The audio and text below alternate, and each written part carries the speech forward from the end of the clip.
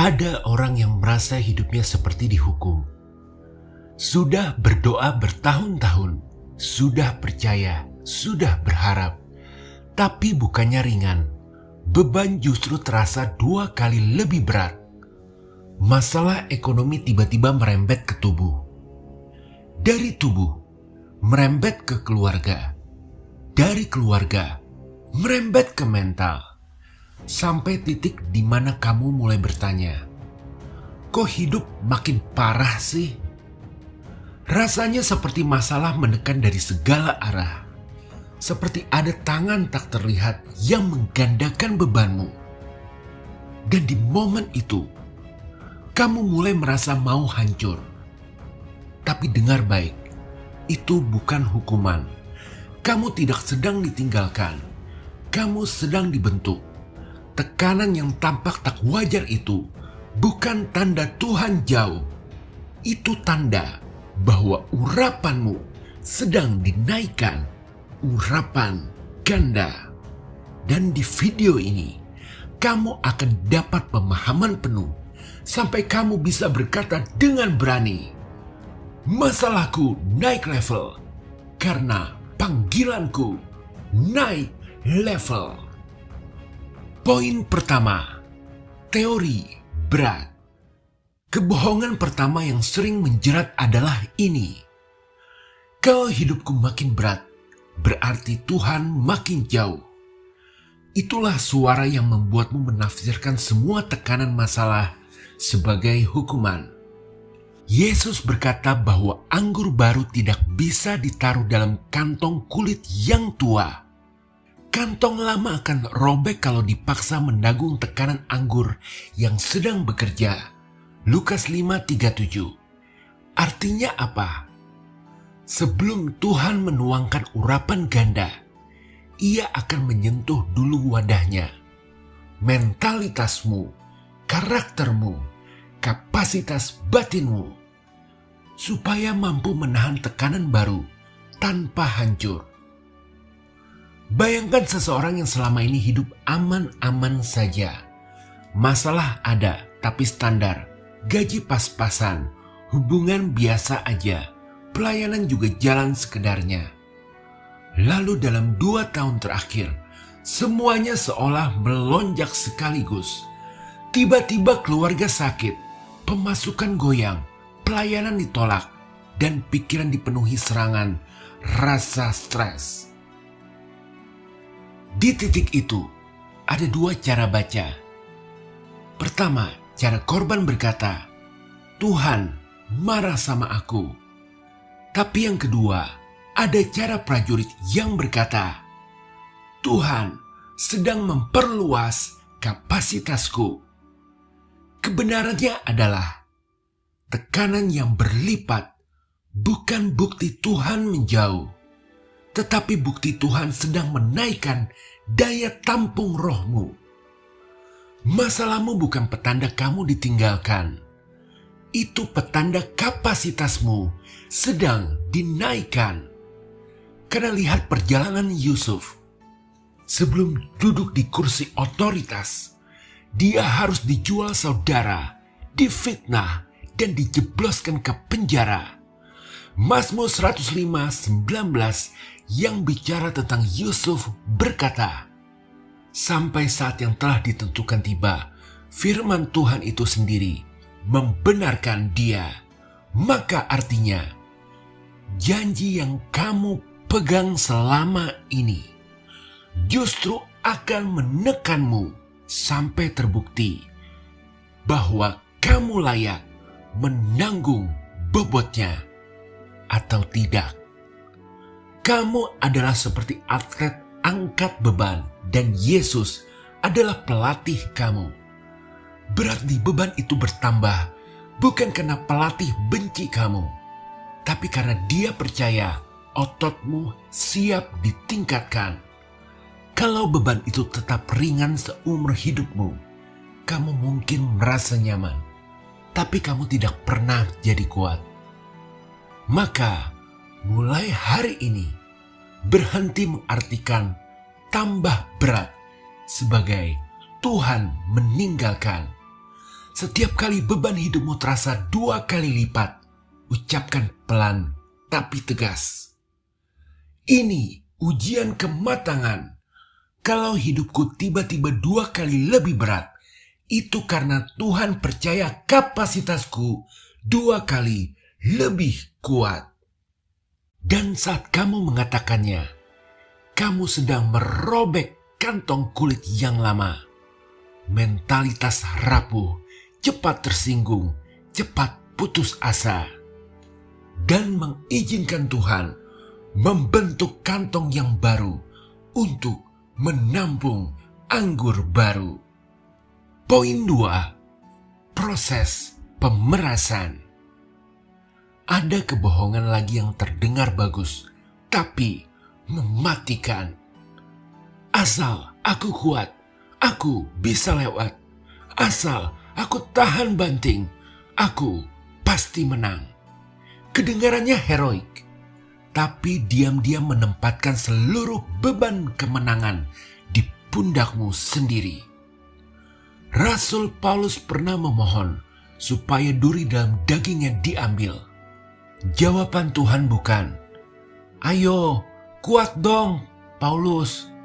Tapi sebaliknya, "Kuasaku menjadi sempurna justru dalam kelemahanmu." 2 Korintus 2:29. Dengan kata lain, rahasianya ini: Tuhan tidak sedang mencari orang yang paling kuat secara bawaan, tapi orang yang paling cepat menyerah dari mengandalkan dirinya sendiri. Ada seseorang yang sejak kecil terbiasa bertahan sendiri. Saat keluarga berantakan, dia yang maju. Saat ekonomi goyang, dia yang tutup lubang sana-sini. Saat pelayanan sepi, dia yang ambil semua peran. Dari luar kelihatan pahlawan, tapi lihat, perlahan di dalam hatinya menjadi kering, letih, dan mulai sinis. Lalu Tuhan izinkan sesuatu terjadi. Beban hidup itu digandakan ke titik di mana semua teknik lamanya tidak mempan lagi. Orang yang dulu selalu bisa save the day, sekarang harus mengakui, "Aku tidak sanggup." Dan justru di titik itulah proses pemerasan dimulai, yakni buah zaitun. Minyak tidak keluar saat zaitun didekori. Minyak keluar ketika zaitun dihancurkan dan diperas. Dalam ibadah di kemah suci, Tuhan memerintahkan umat membawa minyak dari zaitun yang diolah dengan sangat halus untuk menyalakan pelita di hadapannya. Imamat 24:2. Secara simbolik, ada minyak yang hanya keluar ketika hidupmu tidak lagi bertumbuh pada ego, melainkan pada penyerahan total. Dan seperti dalam proses pemerasan, akan ada tekanan pertama dan tekanan kedua. Tekanan pertama mengeluarkan minyak biasa, karakter dasar, iman awal, pertobatan umum. Tekanan kedua akan mengeluarkan minyak paling kuat, kepekaan rohani, belas kasihan yang dalam, otoritas doa yang tidak bisa dibeli oleh apapun. Maka alihkan fokus doamu dari "Tuhan, hentikan semua ini sekarang" menjadi "Tuhan, jangan biarkan proses ini berhenti sebelum ego lamaku benar-benar remuk dan minyakmu keluar." Ucapkan dengan sadar, "Tuhan, gandakan tekanan agar aku berhenti bergantung pada kekuatanku dan mulai bergantung padamu." Setiap kali kamu merasa ini sudah terlalu, cek satu hal. Apakah aku masih sibuk mempertahankan citra kuat, atau aku sudah berlutut dan berkata, "Aku lemah, tapi kasih karuniamu cukup." Di titik kelemahan jujur seperti itulah minyak urapan yang sesungguhnya mulai menetes. Poin 3. Serangan balasan neraka. Ada kebohongan yang berkata, kalau serangan makin brutal, itu bukti aku makin gagal. Padahal di dunia roh, yang terjadi justru kebalikannya. Kitab Wahyu menggambarkan iblis turun dengan amarah besar karena ia tahu waktunya singkat. Wahyu 12:12. Artinya, semakin dekat kemenangan Allah dinyatakan, semakin panik dan agresif reaksi neraka. Musuh tidak boros peluru. Dia tidak akan menghabiskan amunisi untuk orang yang tidak berbahaya bagi kerajaannya. Bayangkan seseorang yang mulai serius memimpin doa di rumah. Sebelumnya, doa hanya sapaan singkat sebelum makan dan tidur. Sekarang, ia mulai membacakan firman, memberkati anak-anaknya dengan kata-kata hidup, menolak generasi berikutnya, dikuasai kecanduan dan ketakutan. Lalu, apa yang terjadi? Anak yang biasanya tenang mulai memberontak. Pekerjaan yang tadinya stabil, tiba-tiba penuh tekanan. Tidur malam yang dulu nyenyak, kini terganggu mimpi buruk. Kalau dilihat dari kacamata korban, ia akan berkata, lihat kan, begitu aku mulai serius sama Tuhan, semuanya rusak. Lalu dia mundur, menurunkan standar, dan neraka tertawa lega. Tapi dari kacamata prajurit, pembacaan itu diubah. Kalau aku mulai mengguncang wilayah kegelapan, wajar kalau ada serangan balik. Tekanan yang makin meningkat adalah konfirmasi bahwa aku ancaman nyata bagi kerajaan kegelapan. Jadi, 1. Petakan seranganmu. Tulis area mana yang tiba-tiba makin brutal. Pikirankah, keuangankah, relasi, tubuh. Anggap itu bukan hanya masalah, tapi koordinat target. Tempat di mana neraka paling takut kamu bertumbuh. 2. Bentengi dengan disiplin, bukan emosi. Jangan hanya marah-marah dalam doa, tapi tetap hidup sembrono. Bangun kebiasaan dasar, waktu baca Alkitab, doa teratur, pengakuan dosa, perjamuan, komunitas. Disiplin ini seperti tembok yang dipasang di sekeliling kota. Bukan spektakuler, tapi menentukan. 3. Kalimat perang. Saat tekanan melonjak, katakan, serangan paling brutal memang terjadi tepat sebelum urapan paling besar turun. Aku tidak akan mundur di tikungan terakhir. Dan ingat, musuh bukan manusia di sekitarmu, bukan pasanganmu, bukan bosmu, bukan keluargamu. Musuhmu adalah roh-roh yang ingin memanfaatkan luka dan kelemahan kamu untuk memecah dan menghancurkan. Dan lihat, begitu kamu berhenti menembak manusia dan mulai menggempur kegelapan, pertarungan mulai kamu bisa menangkan. Poin 4. Pola Elisa. Ada kebohongan lagi. Kalau Tuhan benar mau pakai aku, lebih lagi, jalannya harusnya makin mudah. Ini versi lain dari kalau dari Tuhan pasti lancar. Padahal Alkitab justru penuh dengan contoh sebaliknya. Sebelum Elisa menerima 2 kali lipat roh Elia, dia tidak dikasih karpet merah. Dia diajak lewat rute yang melelahkan. Gilgal, Bethel, Yeriko, Yordan. Setiap titik membawa tekanan baru. Tekanan meninggalkan masa lalu. Tekanan kesepian. Tekanan menghadapi tembok rohani. sampai tekanan menyeberang ke sesuatu yang benar-benar baru. Di setiap titik ada suara yang mencoba melemahkan. Engkau tahu kan, gurumu akan diambil. Ngapain terus ikut? Tapi Elisa menjawab berulang kali, aku tahu, diamlah, aku tidak akan tinggalkan dia. Itulah suara seorang prajurit yang menolak mundur meski jarak semakin berat. Sekarang bayangkan hidupmu seperti rute itu. Gilgal, masa di mana Tuhan memotong hal-hal lama, kebiasaan, relasi, cara pikir, dan kamu merasa kok semua dikupas. Bethel, masa di mana kamu belajar mengenali hadirat Tuhan lebih dalam, tapi juga menghadapi kekecewaan rohani.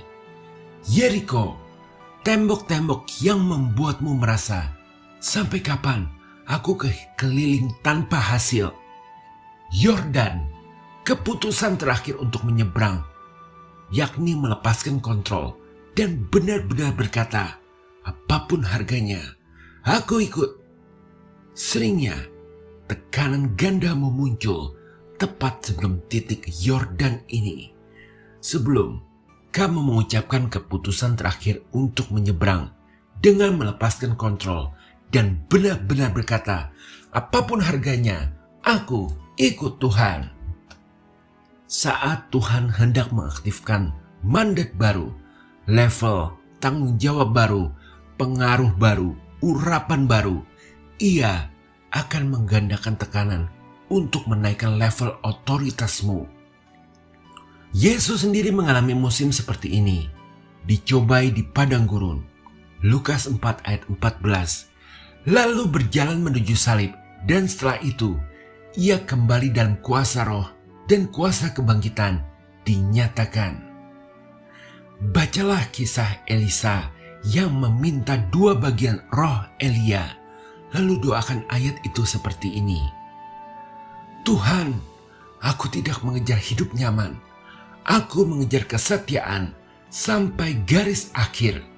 Kalau Engkau izinkan aku melewati Gilgal, Bethel, Yeriko, Yordan dalam versiku sendiri, jangan biarkan aku berhenti di tengah. Semakin besar tekanan yang aku hadapi, semakin dekat urapan ganda menempel dalam hidupku. Dan ucapkan ini sebagai deklarasi. Masalah yang semakin berat dalam hidupku bukan akhir cerita. Itu tanda ada terobosan next level yang sedang Tuhan kirimkan. Haleluya. Amin. Sekarang kita akan berdoa. Tarik nafas dalam-dalam. Pejamkan mata dan bayangkan semua tekanan masalah yang kamu hadapi. Seperti beban yang semakin berat membebani di pundakmu. Ekonomi, kesehatan, keluarga. Lalu lihat Yesus berdiri di depanmu sebagai komandan anggu yang menyertai kamu selalu. Akui bahwa kamu tidak kuat lagi menanggung beban semua ini dengan tanganmu sendiri. Untuk berhenti bergantung pada kekuatanmu dan mulai bergantung sepenuhnya pada Tuhan. Lihat, Tuhan telah gandakan tekanan untuk memecahkan ego lama kamu, supaya minyak paling kuat dalam hidupmu keluar. Imamat 24 ayat 2 mengingatkan bahwa minyak zaitun paling murni keluar setelah ditumbuk. Dan Paulus mengalami kuasa Tuhan justru di dalam kelemahan terdalamnya.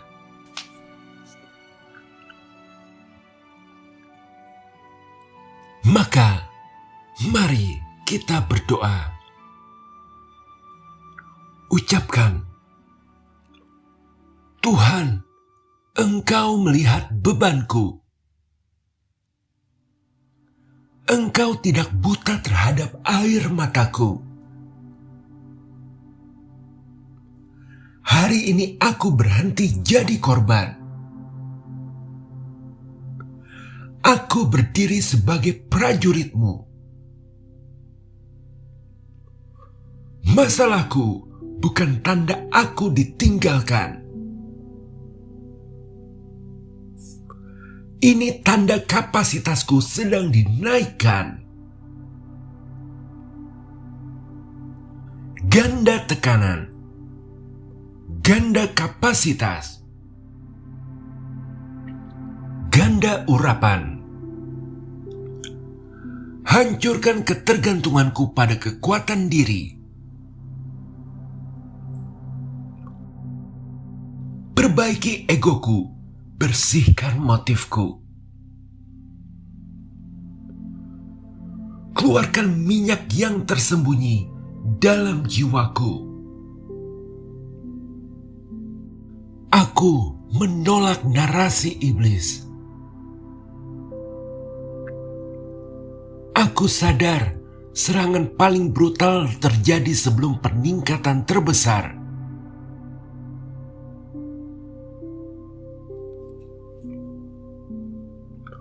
Jika neraka semakin mengincar, aku tidak lari.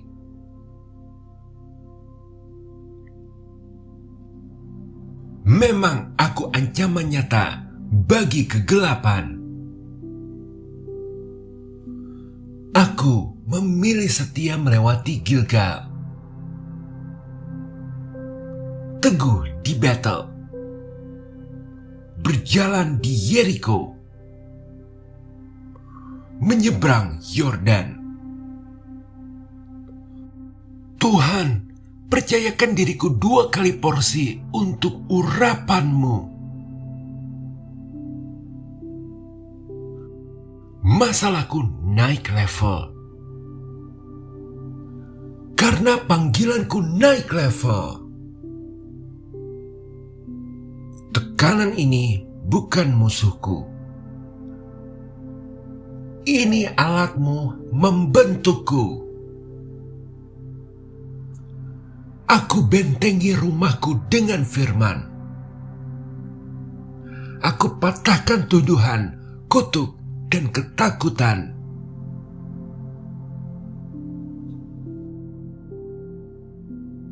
Aku rebut damai, kuasa, dan kedudukan anak.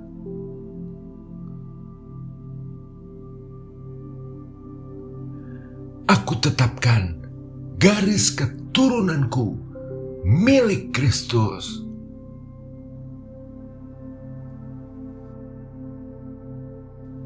Dalam nama Yesus, aku segel musim baru ini. Aku aktifkan urapan ganda sesuai mandat.